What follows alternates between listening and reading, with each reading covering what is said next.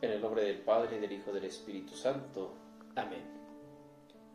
Vamos a iniciar nuestra reflexión del Evangelio de este domingo, que corresponde al 21 del tiempo ordinario. Invoquemos al Espíritu Santo. Ven, Espíritu Santo, llena los corazones de tus fieles y enciende en ellos el fuego de tu amor. Envía, Señor, tu Espíritu y todo será creado y se renovará la faz de la tierra. María, trono de la sabiduría, ruega por nosotros. En el nombre del Padre, del Hijo y del Espíritu Santo. Amén. Bien, vayamos al texto del Evangelio de este domingo. Del Evangelio según San Mateo, capítulo 16, versículos 13 al 20. En aquel tiempo, cuando llegó Jesús a la región de Cesarea de Filipo, hizo esta pregunta a sus discípulos: ¿Quién dice la gente que es el Hijo del Hombre? Ellos le respondieron: unos dicen que eres Juan el Bautista, otros que Elías, otros que Jeremías o alguno de los profetas. Luego les preguntó: ¿y ustedes quién dicen que soy yo? Simón Pedro tomó la palabra y le dijo: tú eres el Mesías, el Hijo de Dios vivo. Jesús le dijo entonces: dichoso tú, Simón, hijo de Juan, porque esto no te lo ha revelado ningún hombre, sino mi Padre que está en los cielos. Y yo te digo a ti que tú eres Pedro, y sobre esta piedra edificaré mi iglesia. Los poderes del infierno no prevalecerán sobre ella. Yo te daré las llaves del reino de los cielos. Todo lo que ates en la tierra quedará atado en el cielo, y todo lo que desates en la tierra quedará desatado en el cielo. Y les ordenó a sus discípulos que no dijeran a nadie que él era el Mesías.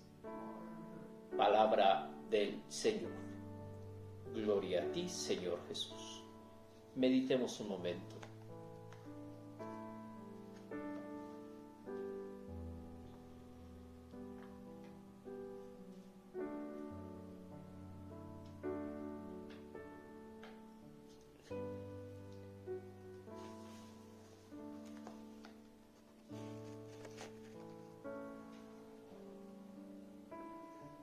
Este pasaje del Evangelio que hemos escuchado, de alguna manera nos trae en una secuencia con el Evangelio del domingo antepasado, donde Pedro le pide al Señor que le conceda ir hacia él cuando se apareció el Señor que iba en aquella tormenta caminando sobre el agua. Pedro, siguiendo las palabras del Señor, baja de la barca, empieza a caminar, y cuando se da cuenta Pedro de que realmente está caminando sobre el agua, titubea, le da miedo y comienza a hundirse. Y entonces viene la reprensión de parte del Señor: qué poca fe tienes. Y hoy, ante la pregunta sobre la identidad de Jesús, ¿quién dice la gente que es el Hijo del Hombre? ¿Y quién dicen ustedes que soy yo? Viene esta profesión de fe de Pedro: tú eres el Mesías, el Hijo de Dios. Y entonces viene la exaltación de parte del Señor: dichoso tú, Simón Pedro, porque esto no te lo ha revelado la carne, sino el Espíritu.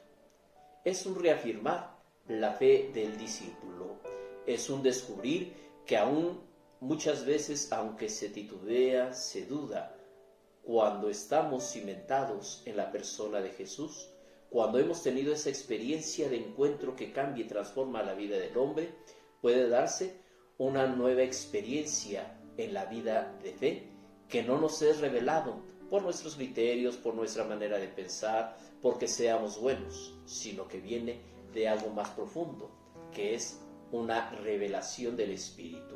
Y esto es precisamente lo que le sucede a Pedro.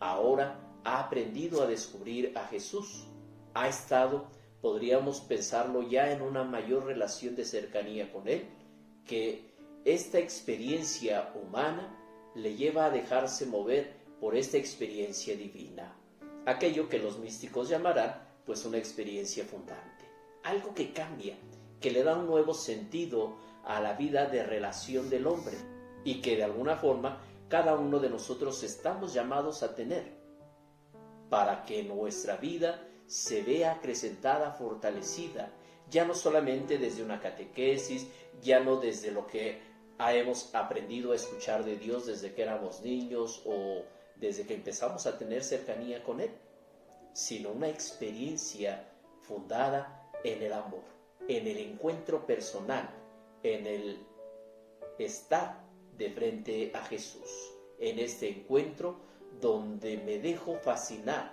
donde me dejo encontrar por Dios y dejo que Él le dé un nuevo sentido a mi vida interior, donde entonces ya mis criterios ya no son los de aquel que no conoce a Dios, de tal manera que entonces decir tú eres el Mesías, tú eres el Hijo de Dios, no es una respuesta mecánica, no es una respuesta de catecismo, no es una respuesta que se da muchas veces sin sentido, que muchas veces sabemos que acostumbramos nosotros decir y que a veces tratamos de evadir un poco, sobre todo cuando nos dicen, oye, ¿tú eres cristiano? No, yo soy creyente.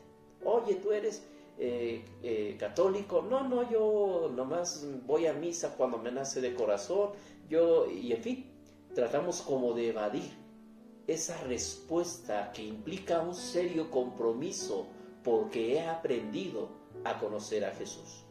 Así entonces, esta experiencia personal de quién es Jesús para mí es una pregunta, podríamos decir, un tanto existencial, así como nos preguntamos quién soy, de dónde vengo, a dónde voy, en mi relación con Dios, en mi relación con lo trascendente, me tengo que preguntar quién es Dios para mí, quién es Jesús en concreto, y que se tiene que dar una respuesta no por lo que se ha estudiado, porque muchas veces podremos saber mucha teología, que es lo que a muchos consagrados, a muchos religiosos nos puede llegar a pasar. Tomamos un montón de cursos y a veces desconocemos a Jesús.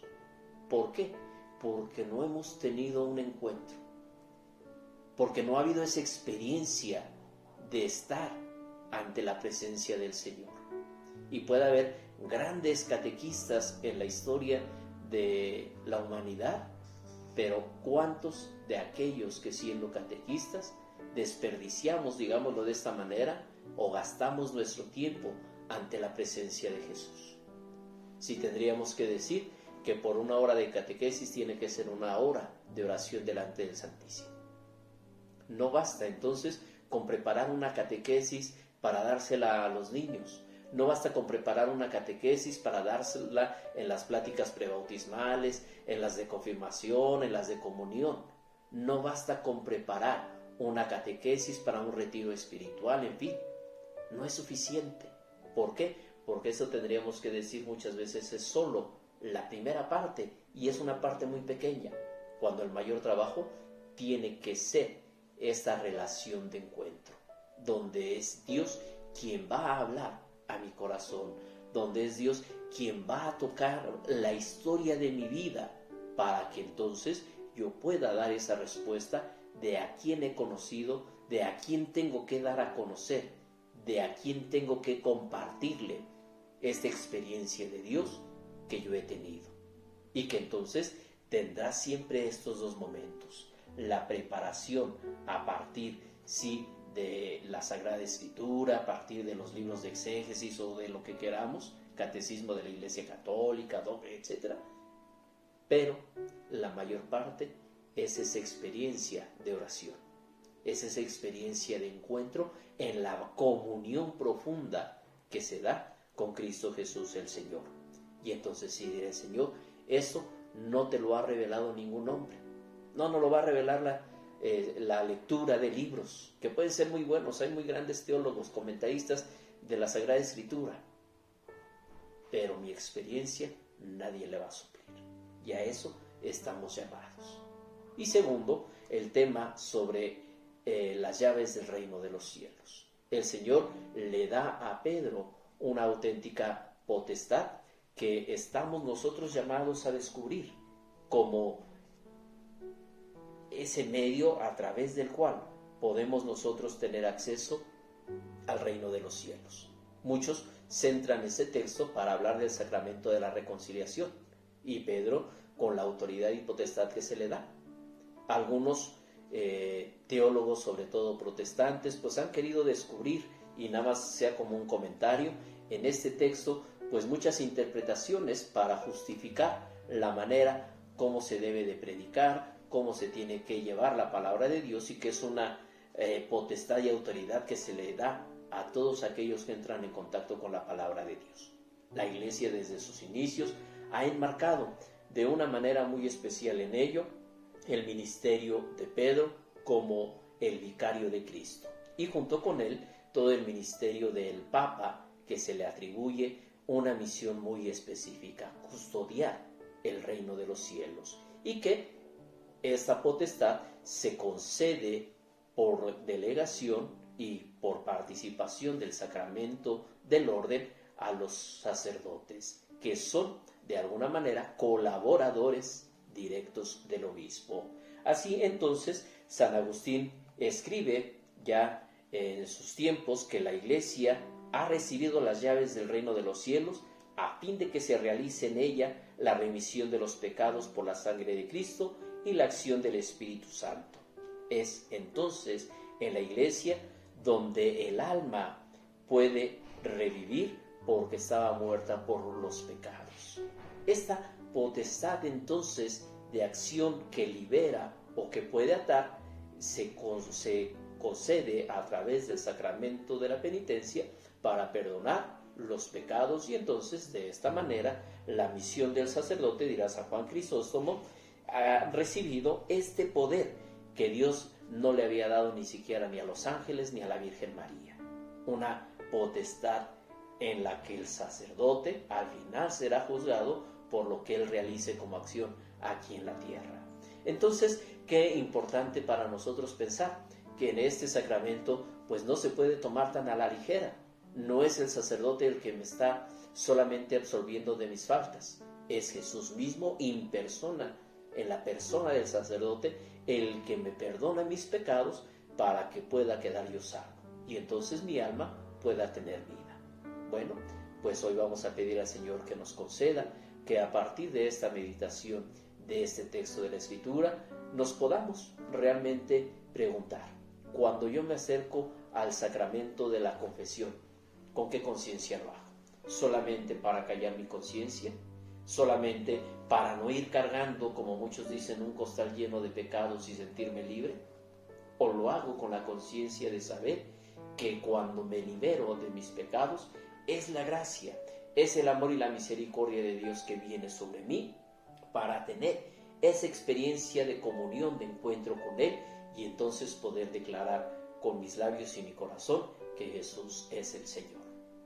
Que el Señor nos conceda esta gracia y que podamos nosotros continuamente responder con generosidad al Señor, que se hace presente en nuestra vida y nos llama a tener esta experiencia de amor y de misericordia con Él. Que así sea.